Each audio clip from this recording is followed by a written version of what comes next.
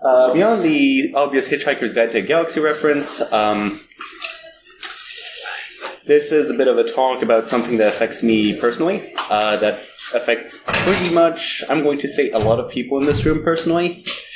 Who here does not have imposter syndrome? Okay, no hands raised. Fantastic. So this is... Okay, Sean doesn't have any. That's good. So yeah, it affects us all just in differing ways, differing consequences, differing impact on our mood, on our abilities, on our progression, whether it is professional or also in what we feel we are able to accomplish. And yeah, I kind of wanted to have a small jab at it. So there's a vaguely corporate picture. I'm Maya. I'm a Brackets employee at a Brackets company. No one kind of cares about this anyways. I do some community volunteering. I used to do academia. I don't anymore. And I do some of that. This sounds very, boilerplate and boring, right? Impostor syndrome is, as the duck will tell you, a psychological occurrence in which people doubt their skills, talents, or accomplishments and have persistent internalized fear of being exposed to frauds. Hi, Sean. And yeah, it kind of gets talked about a lot, and everyone kind of has it. Yeah. So, it's also something that's been increasingly researched. As in increasingly researched. It's now something where even the Journal of Internalized Medicine, of General Internalized Medicine, has been going like, this is a real thing, and we need to do something about it. And so what they did is they studied it for a long, long time, and now we still don't have any answers. So yeah. And why should this be talked about? Well, it's prevalent in our industry. A lot, as we saw. Regardless of experience, whether you have 40 years experience in the field, whether you have 2, education, whether you have a master's, a PhD, or just have graduated high school, or even not, regardless of accomplishments, regardless of the role you currently have, and also what others say. Also does come with a counterpart that some people are overconfident fuckwits. I was meant to change that at some point. But yeah. So am I qualified to talk about it? No. I'm not a psychologist, I'm not a therapist, I'm not a researcher. I'm not a lawyer either, but that doesn't really matter. So what now? Well, we can just close the talk, right? We're done. Yeah, thank you. Please clap. Like literally. That's it.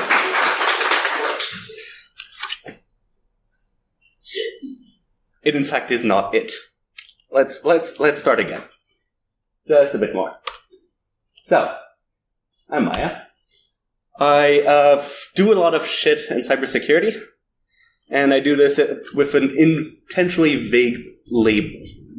It's for reasons. On the side, I used to study communities, CTFs, including the one that's up there that might factor into something else. I go to conferences. There's a certain challenges, which is the Maya Go to B-Sides Without Speaking challenge. I'm continuously failing at that. And I do stupid and fun things like traumatize people with JavaScript. I promise there's no JavaScript in this presentation at all. Thank you. If you've been to SteelCon, you might have grown a certain aversion or CPTSD versus JavaScript. So yeah. So is this an illegitimate con talk? Well, we could gatekeep on credentials. We could. I'm going to say fuck that. It's not a protocol or study, so I can talk about my own lived experiences. Because, well, we all live with it. So legitimacy, check. We can move on. And so to those who don't really know how it feels like, it feels like this. As Sean eventually pointed out. And so, and those that do know how it feels like, Alana mentioned this small tidbit. Yeah. So, we saw that it affects people of like any experience, any education, any age, really. every age group kind of has this.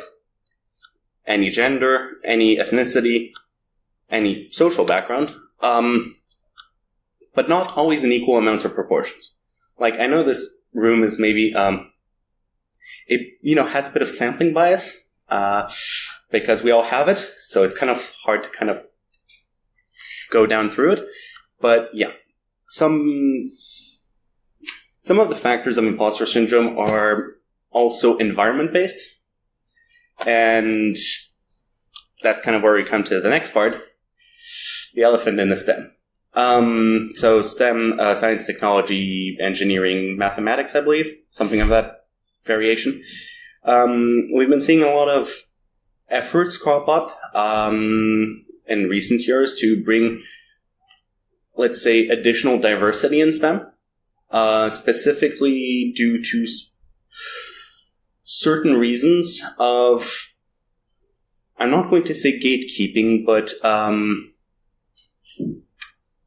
what would be a correct word? Gatekeeping works, but not on characteristics of skill, but on other characteristics that people don't necessarily control. So, can affect anyone, but certain societal groups feel a bit more pressure. So that mostly affects, gender, or I'm going to say societal upbringing, where they grew up, where they're from, things like that. And so if I take my own experience and I go and say, okay, so I'm from Geneva, went to the University of Geneva in Information Systems and Services, and did a 3-year bachelor, and I know the statistics for that one. I don't know the statistics for a master's, because who cares? But in my first year, we had about 65 students, with an 87-13 split vis-a-vis gender. So, for 100 people, 87 guys for 13. The difference is that around year 2, a lot of the guys had fucked up. Because it wasn't for them, they went for something else, they tested it, they tried, they moved on. People are allowed to either fail or to just take a year or just move on and just try things out. The weird thing is that how the split moves on from there. Only one girl left between those 2 years. Despite there being a buttload, I'm going to say a literal buttload, of things, brackets, happening, which didn't necessarily make the experience comfortable.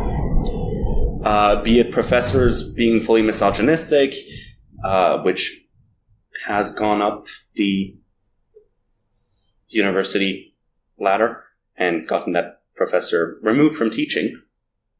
They stayed on as a researcher, but whatever. 2 years from retirement. But it happens between students to the point where most universities have this kind of like diversity and inclusion, I'm not going to say chapter, but like an organization or subgroup and some form of, not accredited, but defined institutional place where they handle this, to the point where this happened so strongly at the beginning of this year, for this year's first years, that they actually had to send out people from that department to do like awareness talks in the classes of information systems and computer science. Because within 2 weeks since like semester started, it was that bad. Which kind of sucks. And so at the end of the bachelor's was a half split of who got their bachelor's and who got their bachelor's in terms of gender diversity. So people hung on pretty strongly. So that's a good thing. So we kind of know what imposter syndrome is from our internal felt how we go about the world, right? And we know who it affects. In different proportions. So now what?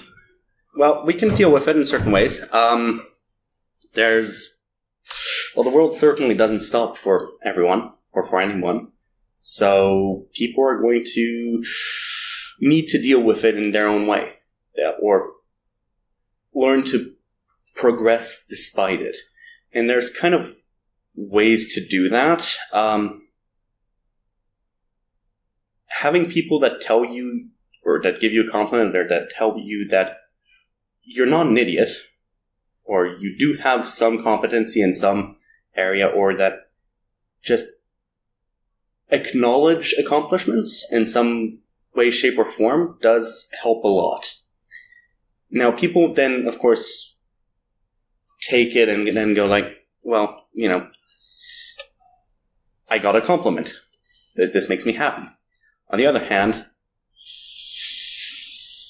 I'm not good enough for compliments. It's kind of this kind of vicious circle of like people not accepting compliments, people closing themselves off, all that jazz. And it kind of sucks. Let's be honest. So, passing beyond that is hard. Like, no one really goes beyond that.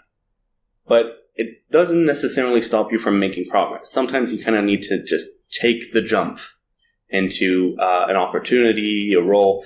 Just take something and go with it. Typically, I know a lot of people that do CTFs. Does anyone here play CTFs? Vaguely regularly? Show of hands? Okay. Just using the CTF as part of like a CV, like, oh yeah, I played a bunch of CTFs and I scored at this place. Not going to do much. Could help. I don't know. Or meeting sponsors at opportunities. Hey, you're having job openings for such and such. Most people that get told this don't necessarily apply. Because they think, well, there's these criterion, they want a master's or they want some kind of thing. They want these certifications, they want, certifications is a big one, that goes like, well, you can collect them, right? It's like Pokemon cards. I personally don't have any. I probably should at some point try to get something. But people see one obstacle among 50, go like, yeah, no, I'm not qualified for this. If you're already filling 49 of the other boxes, go for it, right? It's silly. But, yeah. It's moving past the point where an individual or 2 or 3 blockers stop you from actually making any progress. Not necessarily with yourself, because everyone continues to have impostor syndrome. Like, you could go for therapy. That might work. Might also cost you a lot of money. Might be covered by the NHS. I don't really know how the UK works for that. I'm seeing someone say no. So, not everyone can afford therapy. Not everyone finds it useful. Not everyone can find a therapist that is good for them. That's a blocker. But being able to go, like, okay, I don't feel like I can do this, but well, what I've been saying for the last 6 months is I haven't been fired yet. This is pretty much how I've been. So I was hired back in March for Bracket's job, and yeah, I haven't been fired yet. So I'm taking this as a plus and just moving with it. And yeah, that's how I deal with it. Just every day, the affirmation: I haven't been fired yet. It sucks. It's a terrible thing to just go like, the one thing that separates me from how I think I would be worse off is just that. So yeah. Then the question comes to, then once you've kind of learned how to deal with it in the long run, as well, people that don't think they know enough about a certain subject either go one of 2 ways. They abandon the subject. Fine. Or they go into the subject. They learn more. They figure how stuff out. They play with it. They experiment. And this is where it kind of turns to, you can kind of weaponize imposter syndrome-ish. It's not genial. But you're like, okay, I don't know how such and such tool works. Play with it. Literally, like, I don't know how to program. Build a small script. Build a bigger script. traumatize people with JavaScript challenges. And, just, it doesn't need to have a purpose. People build home labs in their garages every day. Maybe not every day, but build home labs, spin up servers, run Mastodon instances on a small, dingy, old-ass laptop that is in their garage. This exists. But this also helps people gain critical insights. Like, if you're operating a small Mastodon server, single user instance, right? Well, you're doing systems administration. You, in theory, have some form of security awareness, because when patches come around with critical vulnerabilities, you're like, maybe I'll update. You potentially have some understanding of, well, how do you route information from a point A to a point B? Not necessarily network engineering, but just exposing a service to the greater worldwide internet. So you learn all these small things just from, well, all these bigger things, just from building up a small thing because you're curious. And you might not think you could do this in a corporate environment because, you can. It's bigger in scale, but doing the smaller bits gives you an appreciation for it, and then you research more, you read books, you play with it, you administer a few servers, you start building systems to have a LAN party at home, you host Minecraft servers for your friends, all this type of not necessarily important stuff, but stuff that makes you get to a point where you do what you want to do and learn something along the way. And that's kind of how you weaponize it. It's not necessarily weaponizing it. It's a terrible word for it. But it's making use of it to make very small leaps in knowledge and progress and internal confidence about things, which even if you then don't feel confident in a job, go like, oh shit, I know how to do this specific thing. I know how to write a script to do this, or I know how to pull data from this, or I've played a CTF challenge where I had to analyze a disk using autopsy. Well, I can do this. And then it's not the job. The job might still be I'm not good for this job. It's the smaller tasks along the job, the small choke points, I'm going to say, which are way more manageable. Because you have all this other stuff that you've learned in the meantime. So, there were supposed to be more slides. But I was doing the CTF. And yeah, that's pretty much it. This and a bunch of social media. This is where the actual the end slide comes. Sorry. Questions? Yeah, questions, anyone? When you come across stuff that has never been done before, do you find the imposter syndrome kicks in more or less? I mean, if no one has ever done it before, it's either you're not Googling strongly enough, or you're really screwed. And in which case you go, maybe I've not done this. Maybe someone else has done this publicly. And then you start putting the feelers out. You go like, does anyone have experience with this specific system for this specific reason, kind of ish? And there's no one to compare yourself against. Exactly. Does it reduce the feeling of imposter for you? Well, I haven't done anything that no one else has done. Things that are not commonly done, because everywhere is different. I mean, I don't know. I traumatize people with JavaScript. That doesn't necessarily make me a good person. No, I was thinking about stuff you discussed. Very about doing, but some of the things it seemed that you were doing were, not something that you could just sort of boilerplate out. Oh no. Well, then you just, then the imposter syndrome kicks in, and you go like, why might you want to learn something about this first? And so you either ask someone that has more experience with this, or with the general concepts at play, Or then you Google, or you find someone that had maybe a thread about this on Twitter.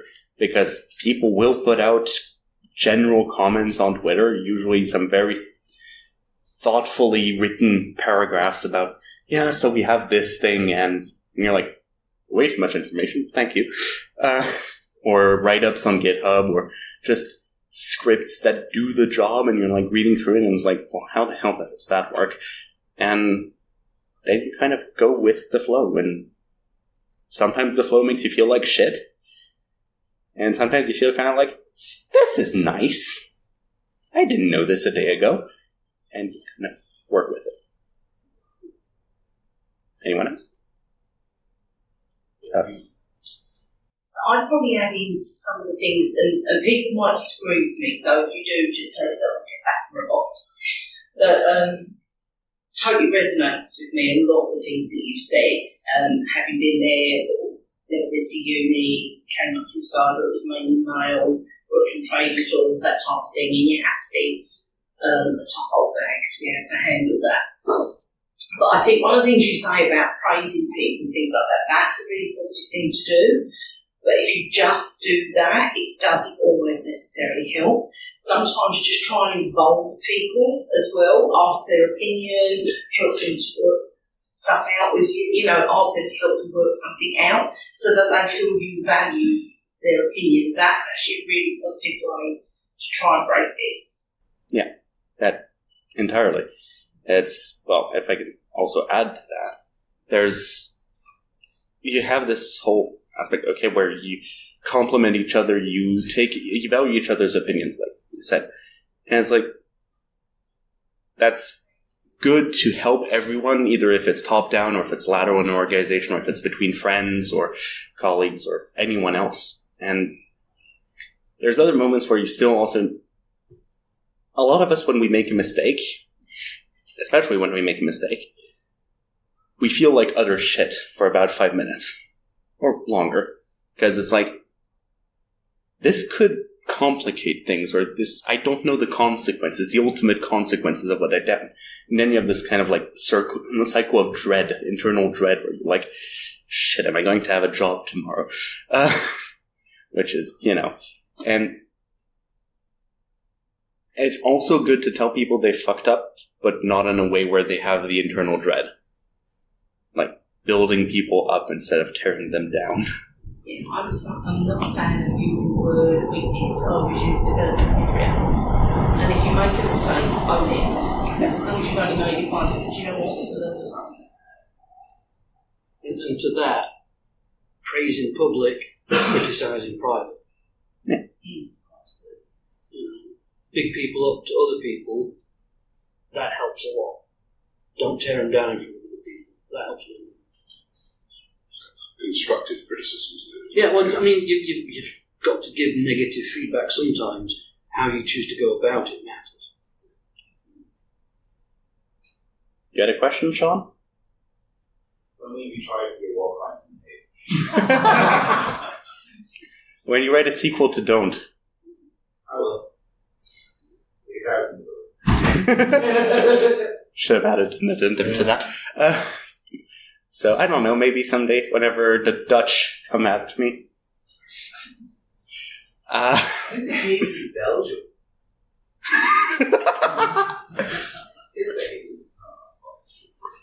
So, yeah. Do you get imposter syndrome when you are doing your JavaScript war crimes? I dread the consequences of it. That's a different thing. It's a different thing, but I kind of feel like I don't know what I'm doing when I'm building them up. And I keep adding bits and bits and bits and bits, and then people want to murder me. But that's a different subject. You were sort of doing this with peak of excellence at that point, so there are no peers. Well, there was this one guy that built one challenge that kind of inspired me at the origin of things, but yeah. Sometimes you just gotta then challenge yourself. You're your own worst enemy. And then the only time you're stopped is when you're in The Hague. You tried for war crimes. It's an easy spiral.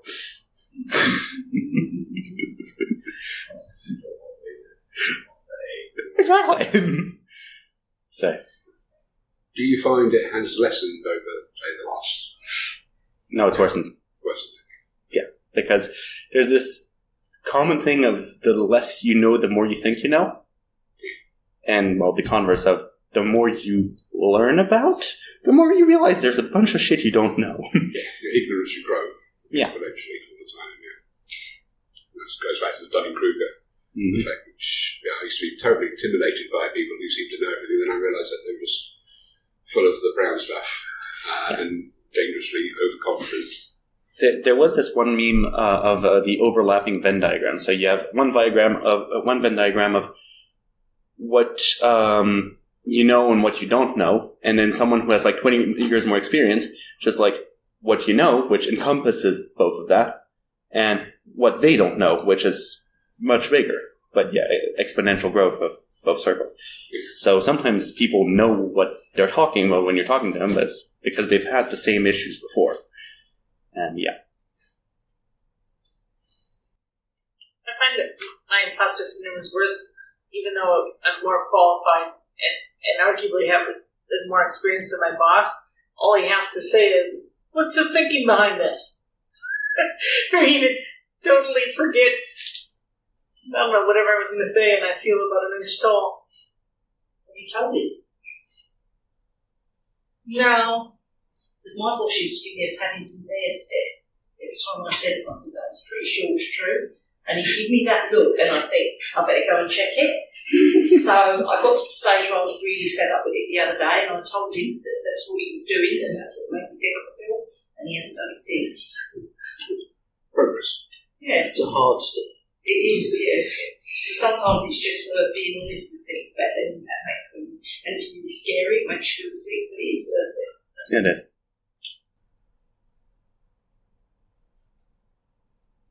Any other? Okay. Perfect.